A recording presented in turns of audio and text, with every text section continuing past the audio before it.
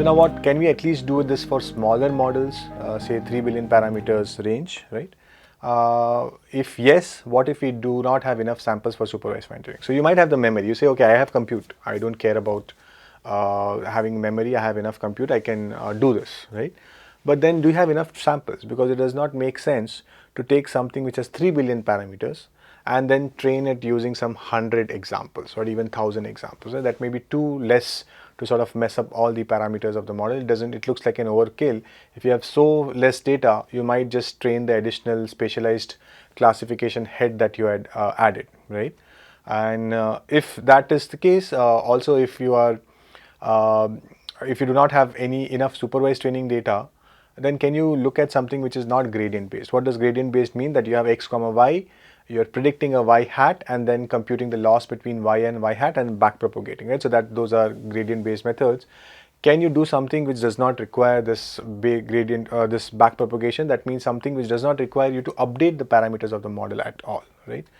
And how do we fine tune the model for interactions like what you do in a chatbot, right? So why is this important? We'll come back to that. Okay, so let's start looking at these answers. So can we at least fine tune a 3 billion parameter model? Yeah, so many approaches are there to do this, and this is like the full chart of approaches. I'll go over a few of them. So one of them is using adapters, which is you add only a small set of parameters to your backbone. Right? So you have 3 billion parameters. Now you want to do a small task like sentiment classification. So you maybe add some 100 million or even 30 million parameters, an adapter, and you just fine tune that. So remember in our previous diagram, we had this, so okay, I'll have to go back quite a bit. Yeah. We had this extra layer, this wy parameter. Imagine a small number of such parameters added at every layer or every alternate layer. And then those are the only parameters that you will update, right? So when you calculate the loss, you will propagate it through this classification head and then some of the parameters and keep the backbone as it is, right? That's typically what adapters do. And this is known as parameter efficient fine tuning, and it is quite popular. The other is selective. That means you will decide which parts of the network to sort of alter. Then there are additive methods. There's prompting, which we looked at, which is not yeah, we'll look at some prompting methods. So of these, right, the parameter efficient fine tuning methods, which is LoRa, QLoRa and other variants of LoRa, these are very popular because they add only a small number of parameters and hence they are not changing the full network which you have trained with a lot of effort. Okay. Now let's move on to something else, right? So we want to look at the second question that we were interested in is, can we use non-gradient based methods? Can I get away by not even updating the parameters of the model, right? And to understand that, we need to know something known as emerging abilities. So as I said, fine tuning the models is costly, right? And then you do not have enough labeled examples also. And this is, if you think about it, right? So our whole premise when we had introduced transformers, when we started talking about large language models, was that sort of giving this human analogy that we learn language throughout our life, right? I mean, say the first 12, 13 years you've been exposed to language through conversations with your parents, friends, family members, in school and so on, right? And now at a certain age, say when you're a teenager, if I give you the task of sentiment analysis, I say that here's a review about a movie, tell me whether it's positive or negative. You'll just be able to do it, right? You don't need to be trained for that task. You don't need to be given like 100 examples of this is positive, this is negative. Most of us would just be able to do it at first shot, right? So that was the idea that we wanted. We did not want this effort of teaching the model about the language by training it on some 10 trillion tokens. And then I want to do this task of sentiment analysis and I'll say, okay, I'll again train the model for this task. Right? That's not the analogy that we had with humans. So we don't want to do this also. Right? This is not how humans actually work. So instead, can we just give it a prompt, just as we give a prompt to a human that here's a review, you need to tell me whether it's positive or negative, and maybe some criteria. This is what you use for deciding positive, this is what you use for deciding negative, and so on, right? That's all. You just give it a prompt and it should be able to do it. And we don't need any supervised fine tuning. I'm not going to give the human 100 examples of this is a positive prompt, this is a negative prompt. I don't want to do that with the model also. No supervision, only prompting, right? And then it can do this for multiple tasks. Now, just as I asked you to tell me whether a review is positive or negative, I can give you a paragraph and ask me to give a summary.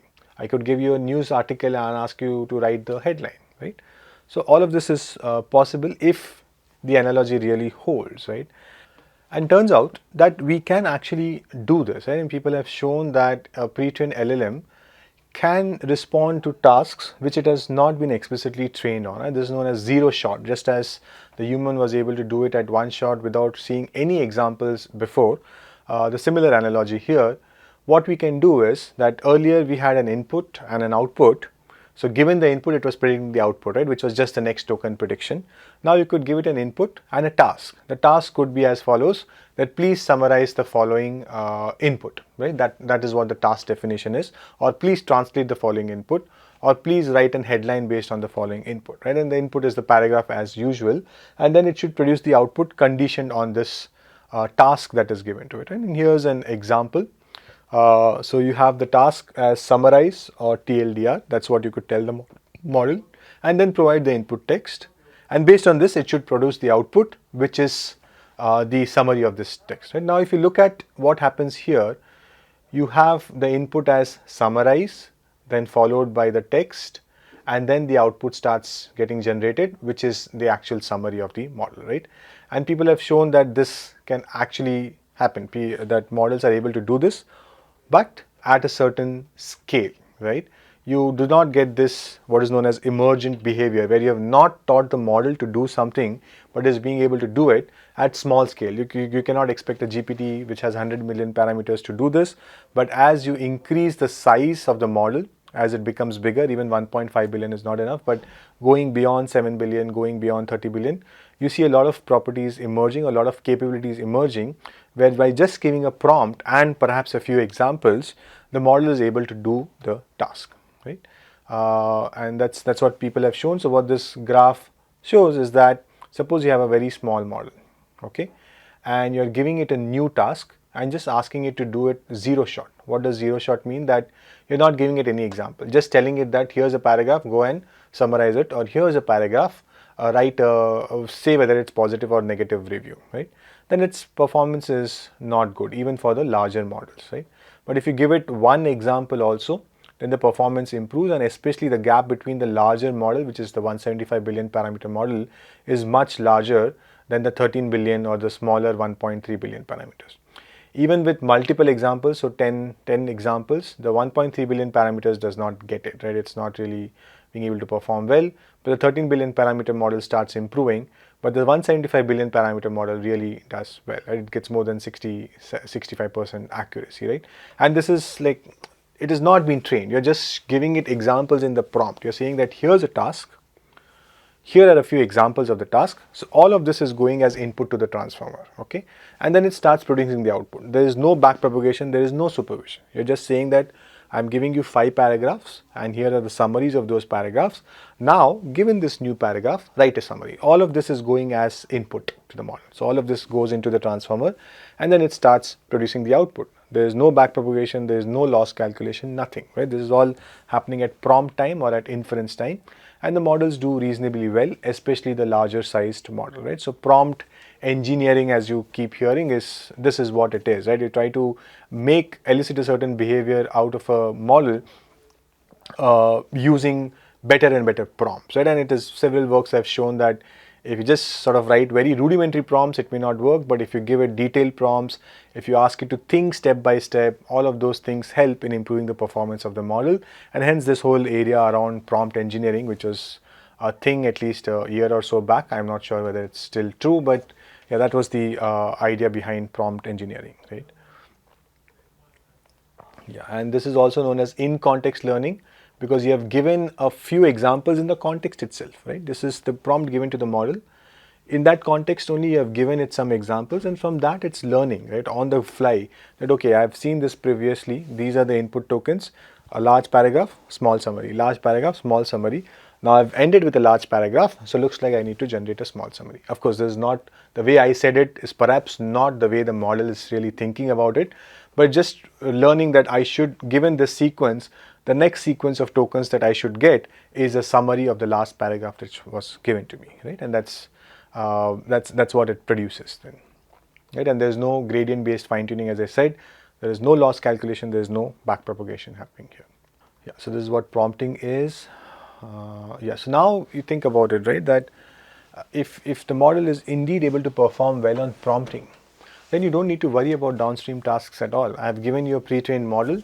Of course, not just the pre-trained model, but you would probably give what is known as an instruction fine-tuned version of the model. And now you just give it some instructions and it's able to follow those. The task is very different from what it has seen before, but it gives you give it a few examples of how to do the task and it's able to do that. So this entire bulky fine-tuning that we were doing, which was taking a data set specific to that task, then computing the loss, back propagating it, doing this over a few epochs, worrying about whether I should fully fine tune or only add a classification add or add some adaptive parameters.